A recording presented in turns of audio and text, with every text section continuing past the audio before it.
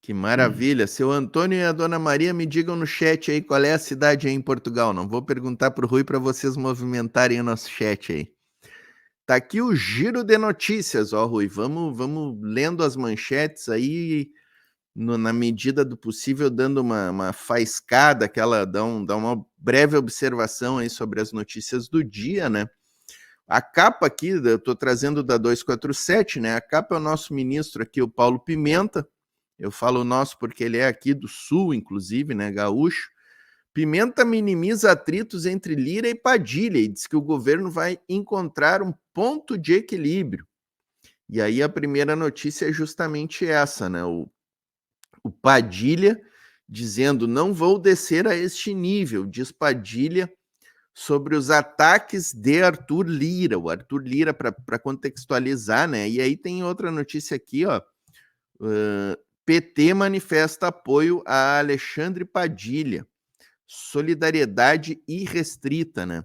Só para contextualizar, né? Isso tem a ver com a votação do Domingos Brazão, né? Para quem não acompanhou ali, a Câmara dos Deputados votava se o Domingos Brazão continuaria ou não na cadeia, né? Se a prisão preventiva do Domingos Brazão decretada numa medida cautelar pelo STF, pela primeira turma do STF, né? Não foi o Alexandre de Moraes que decretou a prisão sozinho, foi a primeira turma do STF. Portanto, é um colegiado do tribunal que decretou essa prisão dos mandantes do assassinato da Marielle. A Câmara julgava ali se era mantida pelo fato dele ser deputado federal, né? E houve uma derrota aí dos bolsonaristas, né? 277 deputados votando pela manutenção da prisão, entre eles o PT, o PSOL, a Rede, o PSB, votando unanimemente, né? O PDT teve um deputado que votou pela liberação do Domingos Brazão. O PMDB, hoje MDB, eu continuo chamando de PMDB, né? E o PSD tiveram ali uma grande maioria, né? 80%, 90% votando pela manutenção. E aí a gente teve aqueles partidos, né? O PL todo votando, o PL teve 4 ou 5 que votaram pela manutenção da prisão, né? Mas assim, 95% do PL votou para soltar o mandante do assassinato da Marielle Franco. O PP, o partido do Arthur Lira, o Republicanos, teve parlamentares que votaram pela saída do mandante, né, da cadeia. Então, esse fato gerou essa polêmica aí entre o Padilha e o Arthur Lira, né? O Arthur Lira ficou possesso, né, com o resultado. Ele era um dos que estava a favor da liberação do Domingos Brazão, tanto que houve uma derrota da base do Arthur Lira, né? O governo do Lula trabalhou fortemente para que o mandante do crime fosse mantido na cadeia, né? A gente precisa falar isso. Jogando fichas importantes nessa questão aí. Na CCJ, o governo ganhou, né? Ou seja, o Domingos Brazão foi mantido na cadeia. O que o Arthur Lira deveria ter feito com a decisão da CCJ? Não colocado no plenário. Ele, não satisfeito, colocou na mesma noite, ele levou ao plenário. Na mesma noite. E perdeu. E aí ficou possesso, né, Rui? Como é que tu enxergaste essa questão aí, Rui? Telegraficamente dizer-te, Luís, que parece-me, e acho que também tem estado a ser ventilado já por muita gente, que havia um compromisso por parte de Arthur Lira com o PL de tentar levar a cabo essa libertação, atendendo a que está-se a preparar a sucessão de Arthur Lira, vai haver eleições para a presidência da Câmara já em 2025 e Arthur Lira extingue o seu mandato. Portanto, ele está a preparar a sucessão da presidência da Câmara e para isso precisa dos 100 votos do PL, ele precisa da base bolsonarista para conseguir fazer o sucessor ou a sucessora. Portanto, o que se consegue ler nessa votação, nessa reação até um pouco intempestiva de Arthur Lira, é que, de facto, o compromisso que ele tenha com o PL não saiu bem, saiu uma votação furada para Artur Lira. Não sei se não seria previsível até para Artur Lira, mas é um papel que ele tem que fazer intensamente para mostrar à base bolsonarista o seu compromisso com a libertação de Domingos Brazão, o seu compromisso com o PL, não é, Luís? Portanto, eu acho que tudo isso pode até ser só uma encenação, mas é a encenação que ele tem que fazer para levar para a frente a sucessão da presidência da Câmara dos Deputados, Luís. É preciso a gente lembrar que no final desse ano, começo do ano que vem, a gente tem uma eleição aí para a presidência da Câmara dos Deputados, né? O Arthur Lira encerra o seu mandato, não pode se reeleger, então essa sucessão já está no horizonte. E o Arthur Lira, embora eu acho que nesse caso do Domingos Brazão ele não tenha um interesse direto e imediato, ele está, como tu disse, comprometido, né, com pessoas que têm sim um interesse imediato, né? Porque manter o Domingos Brazão preso, pessoal, a gente tem que lembrar que ele tem muita coisa a dizer sobre as milícias e o crime organizado, especialmente do Rio de Janeiro, né? Houve um levantamento ali do ICL, eles trouxeram que boa parte da bancada carioca votou pela soltura dele. Inclusive os deputados ali do PSD, do MDB, que votaram pela soltura dele, são lá do Rio de Janeiro, né?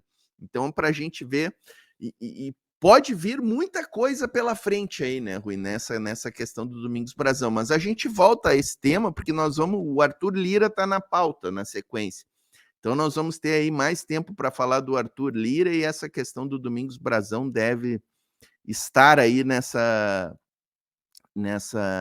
pauta, né? A outra notícia do dia aqui, ó, tá aqui a manchete, ó. Capelli denuncia um crime de alta traição nacional dos deputados bolsonaristas. Do que o Capelli tá falando aqui, ó? Tem a ver com essa outra notícia. Luís, vais-me dar um minuto que eu preciso ir abrir ali a minha porta, pá, só um Tranquilo, momento. vai lá enquanto eu leio aqui. Esta notícia aqui do Capelli, ela está diretamente relacionada aqui com essa outra manchete, ó. Eduardo Bolsonaro e comitiva articulam com parlamentares dos Estados Unidos punições ao Brasil. Veja que ponto chegamos, pessoal. O Eduardo Bolsonaro hoje, ele está liderando aí esta bancada bolsonarista e da extrema-direita nacional num percurso pelo mundo. Ele já esteve nos Estados Unidos. A gente lembra de 2 viagens dessa bancada bolsonarista aos Estados Unidos. Nas 2 eles passaram vergonha, sim, fizeram uma entrevista coletiva, entre aspas, na frente do Capitólio, né? Que na realidade não foi uma entrevista coletiva, porque não tinha nenhum jornalista credenciado para entrevista coletiva. Uma entrevista coletiva, ela é aberta e comparecem vários jornalistas. Na coletiva, entre aspas, que eles fizeram, não tinha ninguém. Era só um jogo de cena para eles gravarem vídeos e abastecerem as suas redes sociais, a esgotosfera do bolsonarismo, né?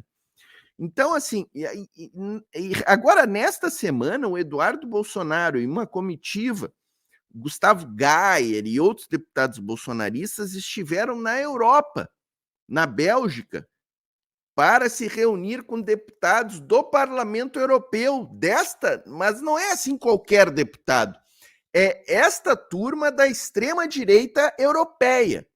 Nos Estados Unidos, a notícia aprofundada, essa notícia foi trazida ontem pelo Intercept Brasil, dessa articulação de parlamentares bolsonaristas com parlamentares estadunidenses articulando uma punição, sanções econômicas para o Brasil. É isso que eles estão tratando, pessoal. É isso que eles estão tratando. Eu até vou abrir a notícia aqui, ó, para ler um pouco para vocês. Ó. Eles defendem, por exemplo, que os Estados Unidos aprovem uma lei para penalizar as autoridades brasileiras. Veja que ponto essa gente chega, pessoal. Veja que ponto essa gente chega. Eles querem que os Estados Unidos imponham sanções ao país sul-americano, Brasil, para que a suposta ditadura da esquerda seja derrotada.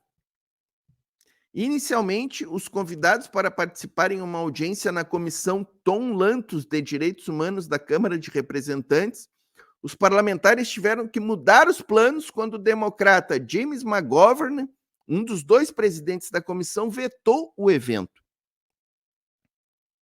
Vetou, quem não lembra disso? E aí, como eles não conseguiram os encontros dentro do parlamento estadunidense, eles se encontraram com outras figuras conservadoras dos Estados Unidos, com alguns bilionários, com gente que tem influência sobre os neocons estadunidenses que dão as cartas lá nos Estados Unidos. Então, essa articulação, pessoal, ela está aí, ela está presente, está acontecendo, e é por isso que o Capelli, aqui trazendo a notícia, o Capelli, né? Quem não lembra do Capelli, né? O braço direito do Flávio Dino, que desestruturou o golpe do 8 de janeiro, né? Ricardo Capelli. Hoje o Capelli está numa agência, né, do governo federal, Agência Brasileira de Desenvolvimento Industrial, e ele denunciou nessa sexta-feira, hoje, um crime de alta traição nacional, liderado pelo Bolsonaro e esta comitiva, né? Ele está dizendo que procurar autoridades estrangeiras para pedir sanções comerciais às empresas brasileiras é um crime de lesa pátria. O presidente Lula viajando para abrir mercados e patriotas de Araque sabotando o Brasil. Inaceitável, diz o Capelli. Então, é dentro desse contexto político que a gente está atuando, né, o Rui Abreu? A base bolsonarista atua para livrar mandante de assassinato e vai ao exterior articular com a extrema-direita internacional sanções ao Brasil. Então, eu acho que o Capelli, ao externar isso publicamente nas suas redes sociais, ele age muito bem, até porque ele é hoje o presidente da Agência Brasileira de Desenvolvimento Industrial. E esses bolsonaristas estão nos Estados Unidos atacando a nossa economia. Isso vai causar prejuízos severos à indústria brasileira, né, Rui Abreu? Pá, sem dúvida, Luís. Antes de mais, deixa-me pedir desculpa, pá, mas afinal não era para abrir a porta, foi a minha mulher que estava no meio do trânsito e ficou com o carro com uma avaria e está em pânico e telefonou-me, mas acho que está resolvido, está pelo menos orientado. Pá, vamos lá ver, eu acho que antes de mais há aí uma tentativa por parte desses agentes políticos bolsonaristas de fazer uma defesa em número.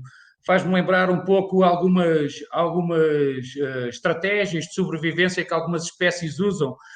Aquela imagem do cardume a ser picado por um peixe maior, o cardume defende-se em números. E a verdade é que eles estão todos a atacar ao mesmo tempo na perspectiva de que Alexandre Moraes não conseguirá mandar prender todos ao mesmo tempo. Pelo menos é a sensação que me passa, é que há ali uma defesa em números, é uma estratégia de defesa e há ali essa levada a cabo dessa estratégia, não é?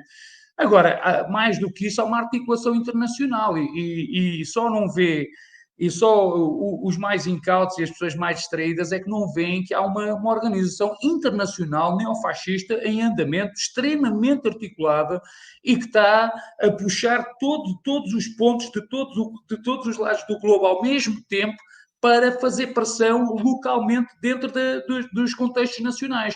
No caso do contexto brasileiro, o contexto é simples, é que está-se a chegar à cabeça golpista do 8 de janeiro, está-se a chegar às cabeças, à direção política, militar, aos entusiastas, aos mentores de toda aquela articulação golpista, e o bolsonarismo está a reagir dentro desta estratégia em números, está a reagir de todas as formas possíveis. Agora, Capelli está a dizer o óbvio, nenhum agente de Estado pode chegar ao exterior e pedir sanções à sua própria economia sem estar a cometer aqui algum tipo de crime, quer dizer, há aqui qualquer coisa que não está bem. Atenção que eu acho que há uma tentativa de réplica, ou pelo menos de uma mimetização da estratégia que foi utilizada na defesa do presidente Lula quando ele esteve preso. Só que ninguém foi pedir sanções económicas contra o Brasil. Quer dizer, isto só na cabeça de um delinquente é que pode passar uma proposta deste género e dar uma proposta deste género no exterior. Porque o presidente Lula e a sua defesa foi até tribunais internacionais, foi dentro da União Europeia a apresentar o caso, mas nunca na perspectiva de sancionar a sua própria população, a sua própria economia, para resolver o problema político que estava criado. Portanto, há de facto, por parte de Capelli, muita assertividade quando diz que aquilo é um crime contra a economia brasileira, é um crime contra o povo brasileiro. Pá, e a última análise teria que ser sancionado, Luís. Acho que não é compaginável com uma democracia um agente de Estado e pedir sanções contra o seu próprio povo no exterior. Isto é uma coisa completamente absurda. O que esperar de políticos que batem continência para a bandeira estadunidense e usam bandeira de Israel aqui a colar, né?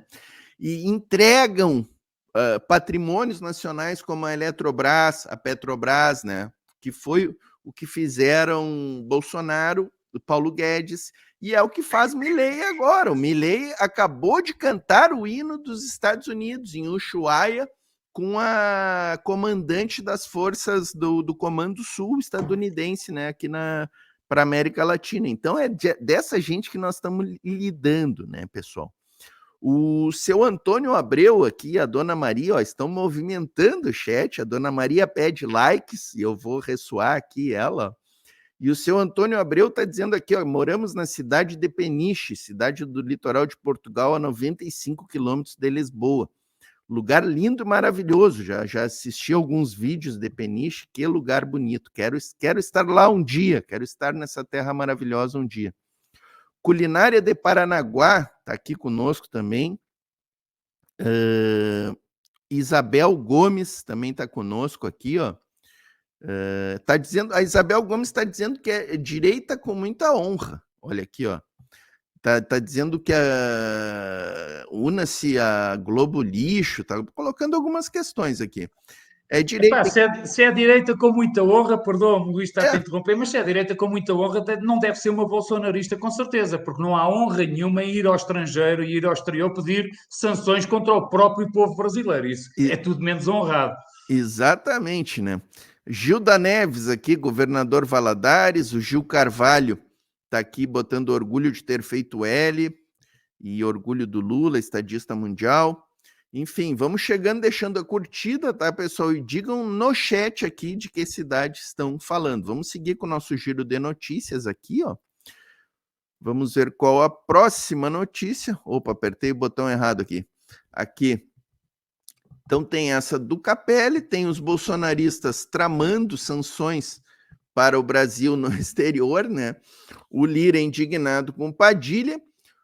A questão do Elon Musk, né, que vai estar na nossa pauta na sequência, então a gente nem se alonga muito, mas está aqui o IBAMA denunciando que o Elon Musk facilita operações de garimpo ilegal, a empresa Starlink do Elon Musk, né? Este contrato aí da Starlink na Amazônia precisa ser imediatamente revisto pelo governo nacional, né?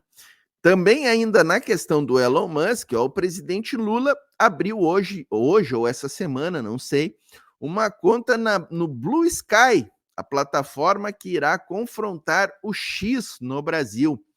Já abriste a tua conta no Blue Sky, ô, Rui Abreu? Ontem me falaram do Blue Sky, eu nem sabia o que era, né? Mas eu não abri ainda. Tu já tem conta no Blue Sky, Rui?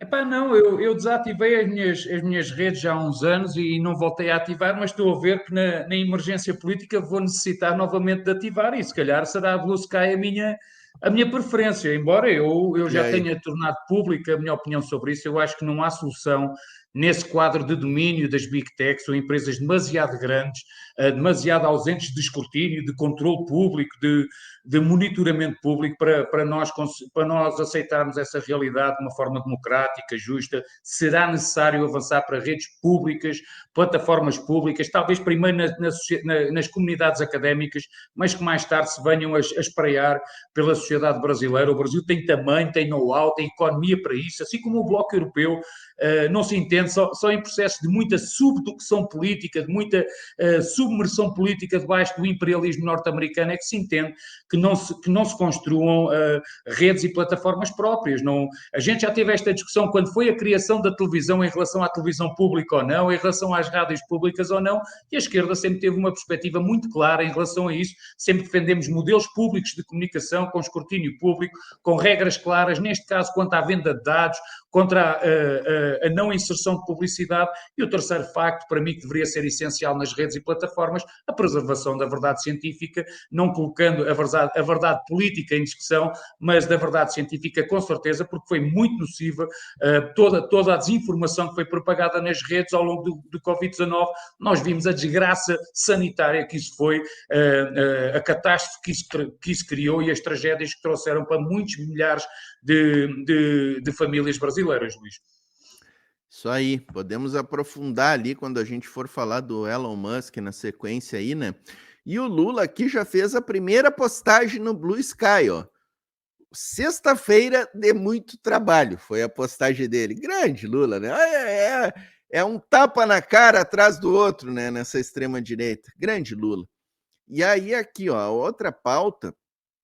Essa pauta aqui é um jogo político que a extrema-direita está fazendo com habilidade no Congresso. A gente tem que reconhecer que eles são habilidosos em alguns jogos políticos que eles fazem, né? Construíram essa do PL das saidinhas, né, das prisões, aprovaram a toque de caixa no Senado e na Câmara dos Deputados, né, com o Arthur Lira, né, com o Pacheco entrou nessa, né? Que o Pacheco aí tem muita gente que diz: não, o Pacheco é do lado nosso, é do lado do Lula. Não, o Pacheco também é desse centrão aí que joga contra os interesses do Brasil e do povo brasileiro. Essa questão da saidinha é um debate extremamente enviesado, com premissas extremamente equivocadas. E tá aí, eles aprovaram violando direitos constitucionais, questões que estão lá na Constituição, que garantem dignidade, sim, a quem está preso. Quem está preso também faz jus à dignidade. A prisão não pode ser uma masmorra, a pessoa que cometeu um crime não pode ser condenada a ficar em solitárias, sabe? O cumprimento da pena não é uma vingança do Estado contra o detento. Está na Constituição, está nas melhores doutrinas jurídicas que o cumprimento da pena serve para ressocializar o apenado. E tudo isso está no nosso sistema constitucional, por sorte. Que bom que está. Que bom que o nosso Estado não é um Estado que se vinga das pessoas e que quer, assim, destruir as pessoas. E é isso que está em volta dessa questão. Aí a extrema-direita vem, habilidosamente usa de toda a sua hegemonia na imprensa, nas redes sociais, com os algoritmos, para enviesar o debate, para criminalizar totalmente a questão. E aí aprova o PL, cai na mão do presidente da República, que obviamente veta, porque o projeto é inconstitucional. Os vetos estão todos muito bem explicados. O ministro Lewandowski já deu uma entrevista sobre essa questão e falou tudo que tinha que ser falado sobre esses vetos. E aí está aqui o Pimenta, ó, notícia do dia. Pimenta sobre críticos do veto de Lula ao fim das saidinhas. Defendem bandido e envergonham o país. Porque é a mesma gente que está criticando o veto do Lula, é a gente são os parlamentares e a base deles que queria a liberação do mandante de um assassinato. Então essa gente não tem nenhum compromisso com Constituição, com princípios de civilização mundial, com a verdade. Eles jogam na mentira. E é esse tipo de atuação bolsonarista que a gente vem denunciar aqui. Né, Rui? É importante a gente trazer essa notícia e denunciar essa questão, né? É fundamental, Luís, vê-se claramente, não há compromisso nenhum com coisa nenhuma, nem com justiça sequer, quer dizer, uns dias eles são muito determinados contra os bandidos, mas no dia seguinte estão ali a ver se safa o bandido de estimação deles, que é para ele não abrir muita boca, Portanto, não há realmente compromisso nenhum. Agora, há uma estratégia clara que a gente tem que entender como é que há de operar em cima dessa estratégia da extrema-direita. É que na incapacidade de atacar o Lula na vertente económica, porque esse é que seria o centro mais fácil de atacar, mais perceptível para a população, nessa incapacidade, porque a extrema-direita tem uma economia ultraliberal e que provoca uma desigualdade muito maior do que aquela que está a ser feita pela governação do presidente Lula, acaba por trazer a pauta de costumes para a discussão política. E nós que nos tentamos omitir esse tipo de assuntos, que sabemos que são assuntos muito polémicos, muito polarizadores, muito fraturantes da sociedade brasileira, acabamos sempre por ser apanhados na reação, em vez de irmos à frente com uma proposta. Eu estou desconfiado que a seguir vêm propostas sobre o aborto, vêm ainda para endurecer mais as questões relativas à interrupção voluntária da gravidez, vão vir propostas para endurecer ainda mais as questões relativas ao porte e uso de estupefacientes e coisas deste género, porque esta é que é a pauta que eles conseguem fazer vingar na sociedade através de muita fake news, através de muita desinformação e através daquilo que tu falaste, do santo algoritmo que está perfeitamente alinhado à extrema-direita e consegue trabalhar muito de acordo com os interesses da extrema-direita. Portanto, nós temos que ter muita atenção a essas pautas e temos que ter um trabalho feito, contínuo, coerente, de debate com a população, porque mais tarde ou mais cedo eles vão colocar essas pautas em cima da mesa, Luís. E para que não se torne ainda mais reacionária a lei, ainda mais reacionária a aplicação de leis que já são conservadoras, eu acho que a gente tem tudo a ganhar em vir para a população e antecipar alguns desses debates para que não sejamos apanhados na curva, como se costuma dizer lá em Portugal, de surpresa, como somos apanhados nesta situação em que claramente o presidente Lula não poderá fazer outra coisa a não ser vetar uma lei que claramente é inconstitucional e, como tu bem disseste, aponta para um sentido punitivista da aplicação da lei, não considerando a parte reintegradora, de ressocialização das pessoas que cometem esses crimes e que têm direito a cometer o erro, estão a ser penalizados pela sociedade, mas têm direito a recuperar a sua vida mais à frente, coisa que, com esse sentido punitivista, não é esse o sentido que a lei vai dar a esses processos dessas pessoas, Luís. Gilberto Bueno aqui, ó, para mim tinha que ter vetado tudo. O seu Gilberto ainda diz aqui, ó, sem dizer que a direita tem ampla maioria no Congresso, isso facilita para os fascistas. Gilberto, nos diz aí no chat de que cidade tu tá assistindo, que a gente gosta muito de saber, ó. Tipo o Edur Paiva, que tá aqui, ó, no Rio de Janeiro. A Cecília Yes, tá aqui, ó. Povo brasileiro, vamos acabar com o bolsonarismo. Bolsonarismo, fascismo, né? A gente combate diariamente aqui no canal, tá, Cecília? E outros canais aí também estão fazendo este trabalho importante. A dona Maria Abreu e o seu Antônio Abreu estão aqui combatendo bolsonaristas no chat. Essa dupla aqui tá sensacional, direto do Peniche, grande dupla aqui, ó. O seu Antônio Abreu, ó, ter uma alternativa neste momento ao Twitter como Blue Sky é importante, mas garante o futuro.